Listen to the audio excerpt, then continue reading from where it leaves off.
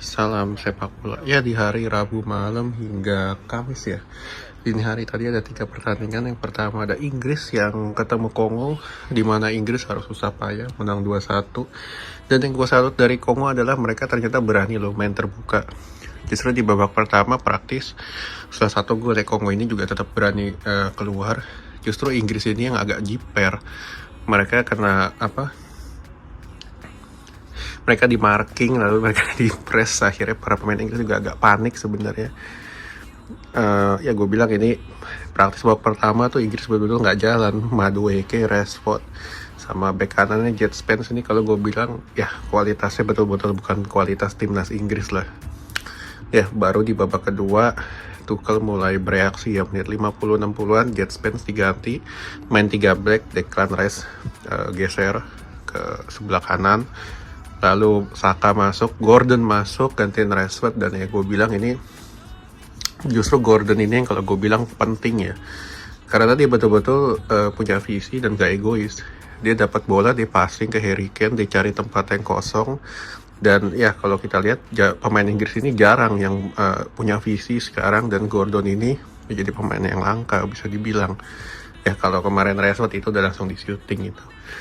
Ya Inggris menang 2-1, dan gue bilang kembali gue soroti adalah ya gue bilang Pickford kembali tidak menghadirkan rasa aman di penjaga gawang, dimana gol pertama itu sebetulnya kalau Henderson dia bisa tangkep itu. Begitu juga dengan peluang Kongo kedua, di mana itu betul-betul nyaris kan, dan ya dia nggak bisa bereaksi banyak. Jadi ya gue bilang kalau Tuchel masih ngandelin Pickford ya gak akan kemana-mana lah timnas ini. Lalu yang kedua ada Belgia ketemu Senegal. Kejutan di mana Senegal sampai menit 85 sudah unggul 2-0. Justru gue bilang Belgia ini mengulangi kejadian persis seperti ketika tahun 2018 kan. Ketika itu mereka sama, bedanya waktu itu mereka punya super tim, tapi sekarang ya bukan tim yang bagus lagi, dan mereka tetap masih bisa untuk bounce back walaupun ya gol terakhir itu kan penalti. Dan ya gue bilang Belgia ini susah payah lah untuk lolos ke babak berikutnya lagi, apalagi nanti kan ketemunya Amerika, nggak gampang juga. Nah Amerika tadi menang 2-0 lawan Bosnia. Kelihatan ya harusnya mereka bisa menang 3-4-0 karena Bosnia ini jelek banget, bukan tim yang layak sebetulnya kan untuk lolos, karena ya dari kualitas pemainnya kita bisa lihat gak banyak yang menarik, polanya pun juga gak begitu jelas. Tapi yang menjadi kerugian Amerika adalah striker mereka Balogun kena kartu merah.